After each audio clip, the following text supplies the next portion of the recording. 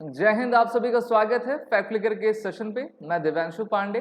भारत में 16th addition का armed forces conference शुरू हो चुका है और इसमें भारत के प्रधानमंत्री, भारत के एनएसए और हमारे सभी सेनाओं के चीफ इंक्लूडिंग सीडीएस और रक्षा मंत्री पार्टिसिपेट कर रहे हैं। तो ये भारत की सबसे बड़ी 2025 की इंडियन आर्म फोर्सेस की कॉन्फ्रेंस है, जहां पर भारत के इंटरनल और एक्सटर्नल यानी कि जियो पॉलिटिकल से रिलेटेड भी इश्यूज को डिस्कस किया जाएगा और भारत अपनी आगे की रणनीति को किस प्रकार से बनाएगा, इस पर नरेंद्र मोदी इस कॉन्फ्रेंस में शिरकत करके जानेंगे। हम सभी जानते हैं कि भारत को अभी कई लेवल पर काफ़ी चैलेंजेस हैं।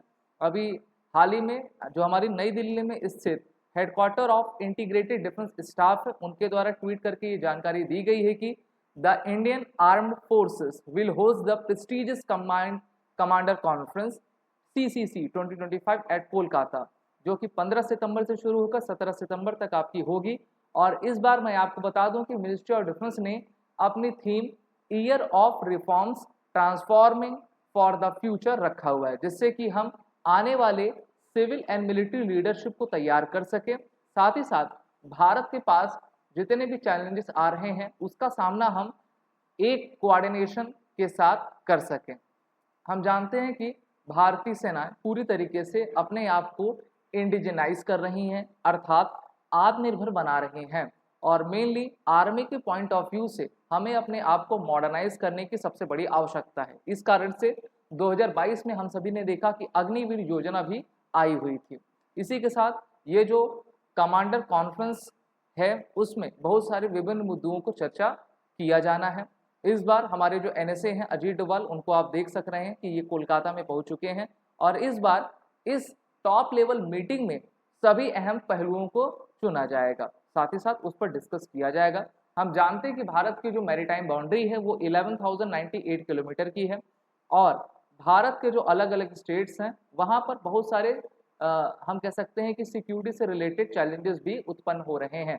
तो उसको एनएसए अजीत डोभाल के द्वारा उद्धृत किया जाएगा और उस पर संपूर्ण चर्चा भी की जाएगी। तो ये काफ़ी इम्पॉर्टेंट वेन्यू रहेगा कोलकाता का। कोलकाता को क्यों चुना गया है? तो ऐसा कोई स्पेसिफिक रीजन नहीं रहता है। पहले गुजरात में हुआ था, इंदौर में हुआ था, तो लगातार वेन्यूज आपके बदलते रहते हैं। लेकिन कोलकाता में अभी आपने देखा कि पश्चिम बंगाल में चुनाव भी हैं और भारत 2.5 फ्रंट पर लड़ रहा है। एक तो पाकिस्तान है, एक आपका चाइना है, और जो हाफ फ्रंट है वो भारत का इंटरनल जो मैटर होते हैं वो है, जो कि लगातार बढ़ता जा रहा है। और भारत में जो घुसपैठ की समस्या है, अब उस पर मोदी जी सबसे अधिक जो है ध्यान केंद्रित कर रहे हैं और वो कह रहे हैं कि भारत घुसपैठियों का देश नहीं है और भारत किसी प्रकार का धर्मशाला नहीं है जहां पर लोग आकर बसते जाएं और यहाँ के डेमोग्राफिक चेंज को क्रिएट करते चले जाएं।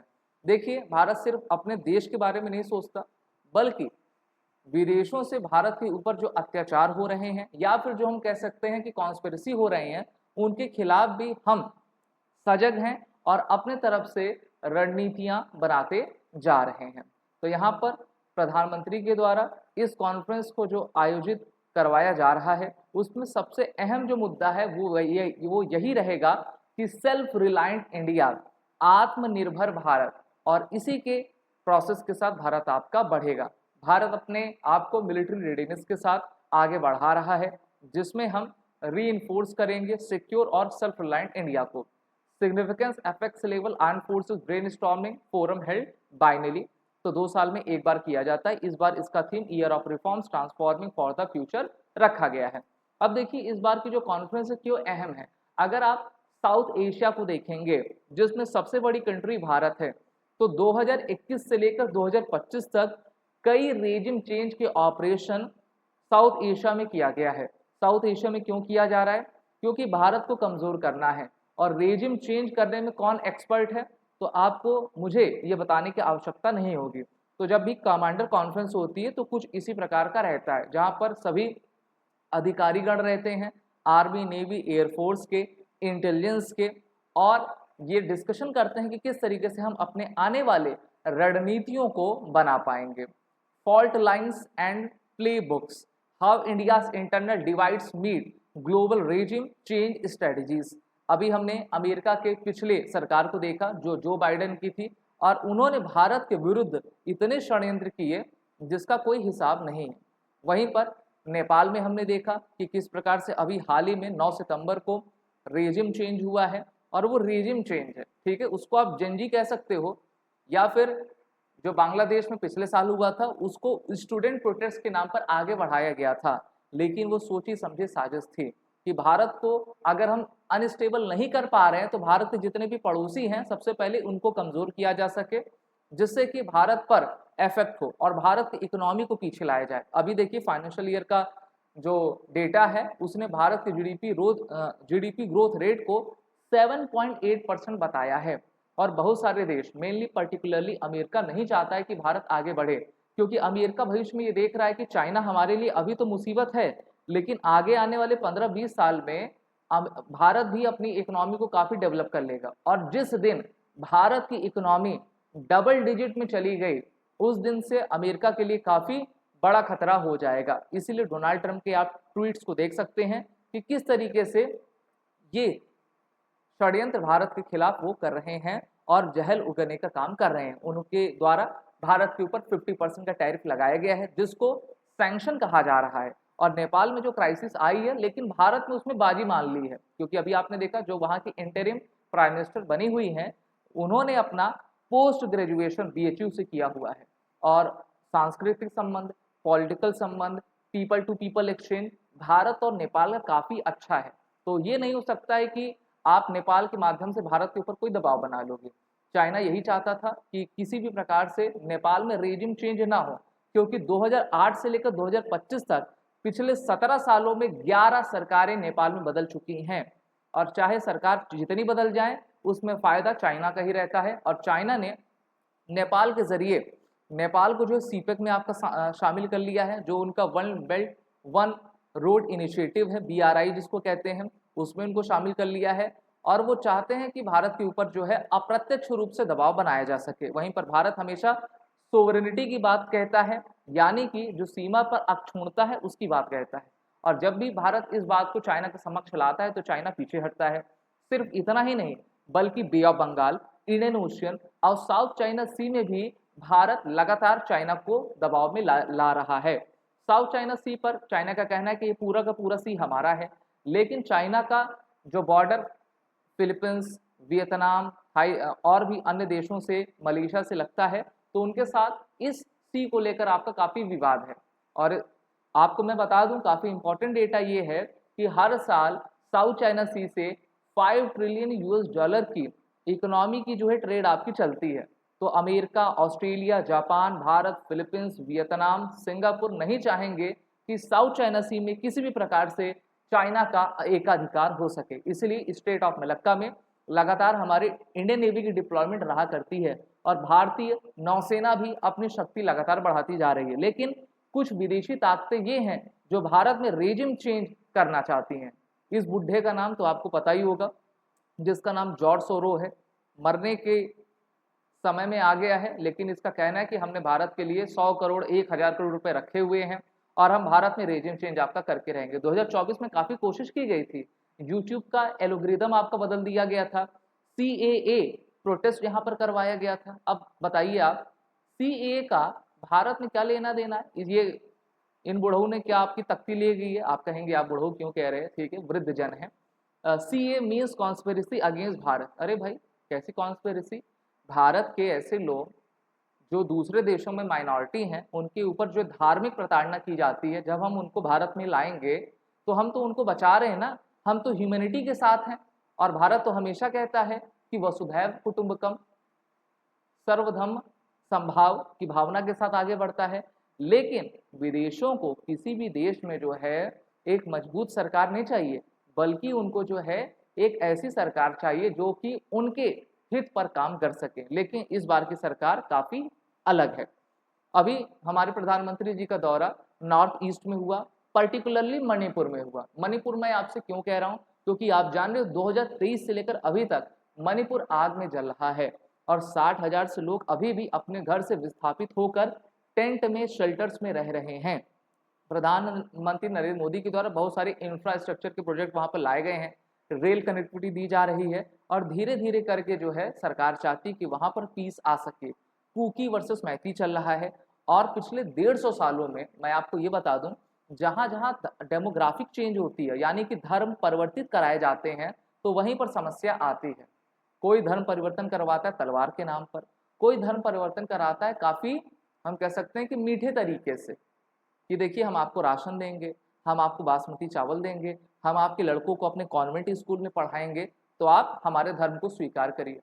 और सरकारें इस पर आंख मूंदी रह गई, क्यों? क्योंकि उनको पैसा मिलता था।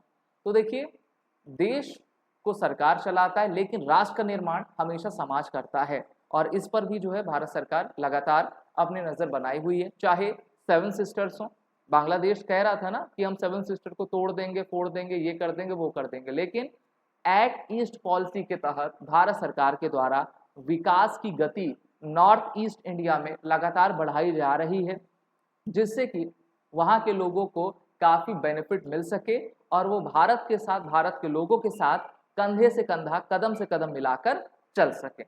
Assam celebrates 100 years of doctor Bhupen Hazarika agency legacy. ठीक है, तो यहाँ पर आपका एजेंसी लेगेसी चल रही है। इसी के साथ मैं ये भी कहना चाहूँगा कि 18,530 करोड़ रुपए के जो आपके फाउंडेशन स्टोन हैं प्रोजेक्ट वर्थ के, उसको भी वहाँ पर लाया गया है। और असम ये भी डिमांड कर रहा है कि हमारे यहाँ डिफेंस इंडस्ट्रियल कॉरिडोर होने चाहिए, जिससे कि जैसे उत्तर प्रदेश और तमिलनाडु में है उसी प्रकार से एक महाराष्ट्र में हो जाएगा, एक असम में हो जाएगा। तो भारत सरकार देखिए आने वाले भविष्य में वहाँ पर डिफेंस इंडस्ट्रियल कॉरिडोर बना सकती है, जिससे कि वहाँ पर डायरेक्ट और इनडायरेक्ट दोनों ही प्रकार के रोजगार आपके क्रिएट हो सकेंगे। तो सरकार काफ़ी अच्छे दिशा के साथ आगे बढ़ रही है, जिससे कि भारत प्रगति आपका कर सके और हम हमारे जो जितने भी डिफेंस प्रोजेक्ट्स हैं जो भारत सरकार ने 6.94 लाख करोड़ रुपए के बजट के साथ इस साल आई है, उसको हम पूरा कर पाएं और अगले साल आप देखिएगा कि जो हमारा डिफेंस बजट है वो 7 लाख करोड़ को क्रॉस जरूर कर जाएगा। अगर हम इस बार की कमांडर कॉन्फ्रेंस को इंडियन आर्मी के पर्सपेक्टिव से देखें तो आर्मी को तो बहुत सारे चैलेंजेस हैं। पहला तो आपके पाकिस्तान से, दूसरा चाइना से और तीसरा भारत के इंटरनल प्रॉब्लम से। इंटरनल प्रॉब्लम में सबसे मेनली आतंकवाद की समस्या आती है, जिसको पाकिस्तान के द्वारा प्रायोजित किया जाता है। इसलिए इंडियन आर्मी छोटे छोटे बड़े से बड़े इक्विपमेंट के साथ आगे आ रही है। अभी इंटरनल चैलेंजेस में 2025 में आप देखेंगे भारत का ऐसा कोई कोना नहीं रहा है जहां पर बाढ़ ना आई हो, फ्लड ना आई हो। वहां पर हमारे आर्मी के जवान लगातार लोगों को सुरक्षित कर रहे हैं। तो इसलिए भी हमको देखना पड़ेगा कि हम अपने इंटरनल जो भी समस्याएं आ रही हैं उसका निदान करें, साथ ही साथ दुश्मन क्या हमारे विरुद्ध सोच रहा है उसको काउंटर करने के लिए अपने तरफ से शक्तिशाली बन सके। नारी शक्ति को भी भारत सरकार के द्वारा सम्मान दिया जा रहा है और अभी की यही न्यूज़ है जो अभी ओटी चेन्नई में पासिंग आउट परेड हुआ था, तो उसमें लेफ्टिनेंट पारुल ददवाल थी जो कि 5th जनरेशन की आर्मी ऑफिसर बनी है अपने परिवार में। तो इस प्रकार से नारी शक्ति को सम्मान मिल रहा है, जिससे कि भारत आगे बढ़ेगा। और कहा जाता है ना, यत्र नार्यस्तु पूजन्ते रमन्ते तत्र देवता, जहाँ पर नारियों की पूजा होती है वहां पर देवता निवास करते हैं और भारत तो देवताओं की भूमि रहा ही रहा है। इस कमांडर कॉन्फ्रेंस में इंडियन आर्मी इस पर जोर देगी कि साइबर वॉरफेयर, एआई, इंटेलिजेंस और फेक नरेटिव को हम मेनली कैसे काउंटर कर सके, क्योंकि जब भी वॉर होती है और अगर आप दुश्मन के द्वारा फेक नरेटिव तो बनाया ही जाएगा, उसमें हमारा देश बिल्कुल ना फंसे। और ऑपरेशन सिंदूर में भारत ने बेहतरीन काम करके दिखाया था और पूरा भारत भी जो है इस बार तैयार था कि ऑपरेशन सिंदूर में हम इनको काफ़ी अच्छे तरीके से जवाब देंगे। हमारे भारतीय वायुसेना के द्वारा काफ़ी फायरिंग की गई, सुदर्शन S-400 के माध्यम से, ब्रह्मोस के माध्यम से और हमारी जो अदर मिसाइल्स थी उनके द्वारा। शॉट डाउन पाकिस्तान 5 पाक जेट्स 1 लार्ज एयरक्राफ्ट इन सिंदूर, इंडियन एयरफोर्स चीफ का कहना है। तो पाकिस्तान को काफ़ी नुकसान हुआ था। पाकिस्तान के हमने कई आतंकवादी ठिकानों को नस्तनाबूद किया, उनके 11 एयर बेसेस को ध्वस्त किया और उनके एक न्यूक्लियर फैसिलिटी में भी भारत के द्वारा जो है आपका हमला किया गया था। ये हमला पाकिस्तान को ये चेता रहा था कि अगर आप चाहे चाइना के हथियार ले लो या फिर अमेरिका के हथियार ले लो, भारत के हथियार और भारत के मनोबल के आगे आप बिल्कुल भी टिक नहीं पाओगे। तो पाकिस्तान को खरी खोटी तो भारत ने सुनाई ही सुनाई है। अगर हम इंडियन एयरफोर्स के पर्सपेक्टिव से देखें तो भारतीय वायुसेना अपने आप को काफ़ी आगे बढ़ाना चाहती है, इसलिए जितने भी रिफॉर्म्स हैं वो भारतीय वायुसेना कर रही है। हमारे जो एयरफोर्स के चीफ हैं अमरप्रीत सिंह, वो काफ़ी मुखर होते हैं, काफ़ी अच्छी बात है। इनके द्वारा कहा गया था कि China outpacing India in technology, defence production and infrastructure. तो इस कारण से हमारे जितने भी एमएसएमईज हैं, प्राइवेट सेक्टर्स हैं, उनको आगे आना पड़ेगा और हमारी जो ग्रोथ रेट है, चाहे टेक्नोलॉजी में हो या फिर डिफेंस इंफ्रास्ट्रक्चर में हो, उसको बढ़ाना पड़ेगा। Why sign deals knowing well projects not viable, यानी कि डील की साइनिंग हो रही है लेकिन प्रोजेक्ट समय से पूरे क्यों नहीं हो रहे हैं, इस पर भी इन्होंने प्रश्न चिन्ह खड़ा किया और जितने भी इंडस्ट्रीज होती हैं उनको खरी खोटी सुनाई और कहा कि पैसा लेने में तो आप आगे हैं लेकिन आप टाइमली उस प्रोजेक्ट को कंप्लीट क्यों नहीं कर पा रहे हैं, उसको आपको कंप्लीट करना पड़ेगा, तभी हमारी सेनाएं और भी स्ट्रांग हो पाएगी। अभी आपने देखा कि पिछले ही महीने जो लास्ट सॉल्टी इंडियन एयरफोर्स के चीफ के द्वारा मिग-21 में ली गई और मिग-21 जिसको फ्लाइंग कॉफिन कहते थे, जिसने पिछले 60 साल से भारत की सेवा की है, उसको हमने रिटायर कर दिया है। लेकिन एक प्रश्न सबसे बड़ा यही है कि जो तेजस की लेट डिलीवरी है उसके लिए जिम्मेदार कौन है।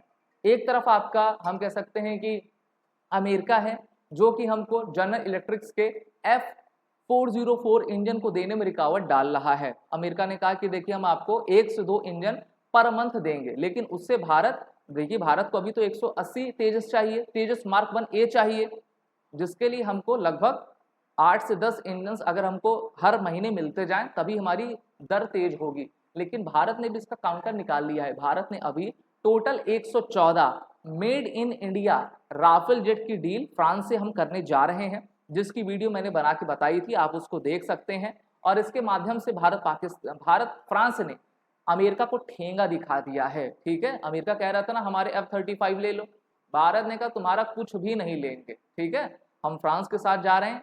अच्छा, ये डील हम क्यों कर रहे हैं? बहुत सारे लोग कहते हैं, कमेंट बहुत सारे ने किया था कि अरे भारत विदेश से क्यों खरीद रहा है, भारत को जब तक 114 एयरक्राफ्ट मिलेंगे तब तक भारत के बहुत सारे एयरक्राफ्ट आपके पुराने हो जाएंगे। देखो भाई, प्रश्न उठाना बहुत ही आसान है और प्रश्न इस तरीके का अगर आप उठाते हो तो आप अपना निचला स्तर और अपनी हम कह सकते हैं कि कम नॉलेज शो करते हो।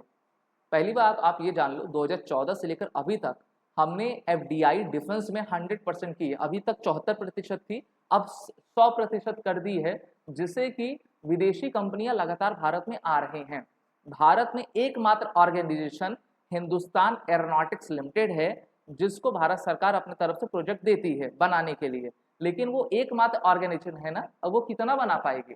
और ऐसा तो है नहीं हमारे पास जो है अनुभव 100-200 सालों का हो, अभी हम भी सीख रहे हैं। और मेनली जो इंजन मैन्युफैक्चरिंग का प्रोसेस होता है उसमें भारत अभी उतनी अहम भूमिका नहीं प्राप्त कर पाया। हमारे पास वो टेक्नोलॉजी नहीं जिसमें हम कटिंग एज टेक्नोलॉजी बना सके, इसलिए हमको इन सभी देशों की आवश्यकता लेनी पड़ती है, जरूर इनकी हेल्प लेनी पड़ती है। ये हमारी आवश्यकता है जिसको हम पूरा कर रहे हैं। और आप जानते हो कि भारत अपना इंडिजीनियस 5th जनरेशन का AMCA project advanced medium combat aircraft को चला रहा है और इसमें फ्रांस की कंपनी सैफ्रन आ चुकी है, सैफ्रन के साथ डील हो चुकी है। सैफ्रन कंपनी भारत को 120 किलो न्यूटन इंजन आपका देगा, ठीक है, 120 किलो न्यूटन के इंजन जब हमारे इस एयरक्राफ्ट को मिलेंगे तो ये काफ़ी पावरफुल हो जाएगा। और जब तक ये बनेगा तो 5th जनरेशन नहीं रहेगा बल्कि ये 5.5 जनरेशन का एयरक्राफ्ट हो जाएगा। तो भारत फ्रांस की भूमिका यहाँ पे भी आपकी दिख रही है और भारत ने अमेरिका को इस डील से बाहर कर दिया है।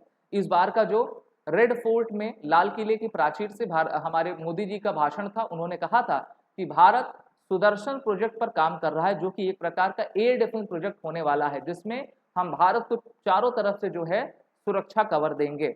और ऑपरेशन सिंदूर में हमने देखा जो हमारे इंडिजियस टेक्नोलॉजी थी, जो हमारा S-400 था, उसने भारत को बचाया और 310 किलोमीटर की दूरी पर पाकिस्तान के F-16 एयरक्राफ्ट को हमने ध्वस्त कर दिया था। और अभी तक के वर्ल्ड हिस्ट्री में सबसे longest air to surface to ground अगर कोई किल रही है तो भारत के द्वारा F-16 का किया गया है। मोदी जी के द्वारा कहना है कि prime minister Modi pushes for innovation and research and development in India's hitech horizon. तो स्टार्टअप्स आ रहे हैं, बहुत सारे DISC चैलेंजेस हो रहे हैं ना, जिसमें भारत सरकार कह रही है कि जो यूथ्स हैं वो आए अपनी टेक्नोलॉजी शो करें। भारत सरकार उनको startup India startup feed fund के माध्यम से पैसा देगी, मंच देगी और आपको हेल्प भी करेगी, जिससे कि हमारा यंग टैलेंट भारत में रहे और भारत को जो है आगे बढ़ाया जा सके। अच्छा, भारत और अमेरिका की क्या खबर आ रही है? $4 billion Poseidon A type naval aircraft defence deal, US team may come to India to negotiate sale. अभी देखिए, अमेरिका ने 50% टैरिफ लगाया। भारत भी इनको दिखा रहा था कि देखो, अगर ज़्यादा आप टैरिफ लगाओगे ना तो जो डील्स हम आपके साथ कर सकते हैं उसको हम हटा देंगे।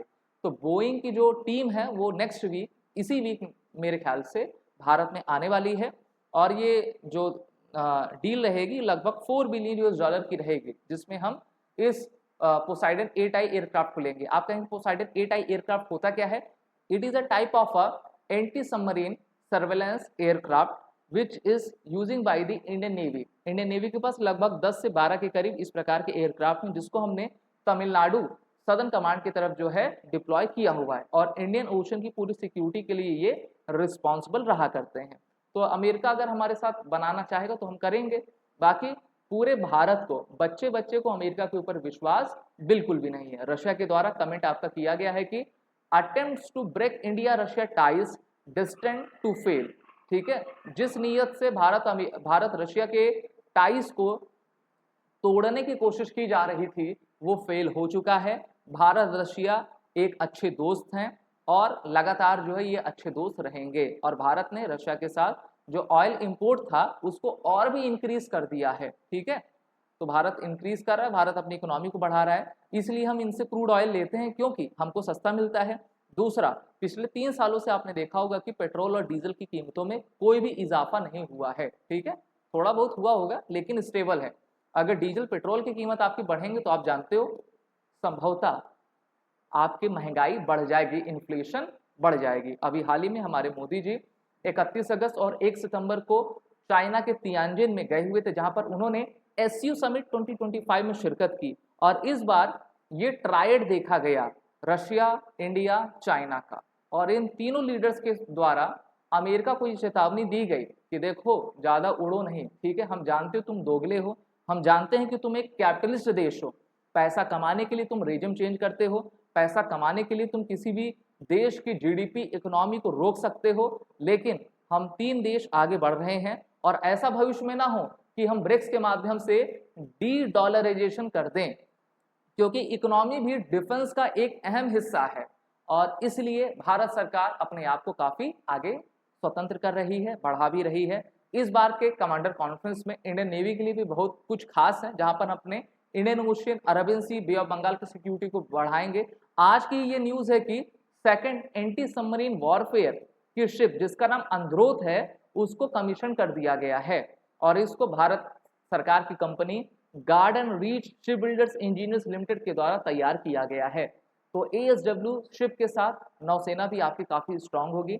भारत अपना दूसरा इंडिजीनियस एयरक्राफ्ट कैरियर भी बनाने जा रहा है, जिसको भारत की ही कंपनी कोचीन शिपयार्ड लिमिटेड बनाएगी। तो आप देख सकते हो, चाहे थल हो, जल हो या फिर वायु हो, सभी में भारत सरकार हमारी सेनाएं एक साथ मिलकर कोऑर्डिनेशन, इंटरऑपरेबिलिटी के साथ बढ़ रही हैं और अपने आप को स्ट्रॉन्ग करती जा रही हैं।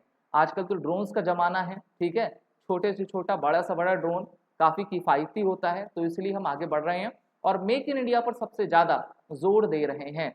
हमें अपने प्रोजेक्ट्स को टाइमली खत्म करना है, हमें इंटरनल और एक्सटर्नल सिक्योरिटीज़ को देखना है, और अगर कोई देश हमको बुली करना चाहे तो उसको हम पहले से बता देते हैं। ठीक है, अपना समय जाया ना कर दो, क्योंकि ये वो इंडिया नहीं है जो गरीब था, ये वो इंडिया नहीं जो कि विदेशी दबाव में आता था। ये सरकार काफ़ी मजबूत है और मजबूती के साथ इंडियन आर्म फोर्सेस अपने आप को सशक्त, शक्तिशाली, सक्षम करती जा रही हैं। अगर ये एनालिसिस आपको अच्छा लगा हो तो इस वीडियो को लाइक करें, शेयर करें, हमारे चैनल को सब्सक्राइब जरूर कर लें, और ये जो चैनल है फैक्ट फ्लिकर उसको सब्सक्राइब करें, जिससे कि इसकी रीच अधिक से अधिक हो सके। जय हिंद।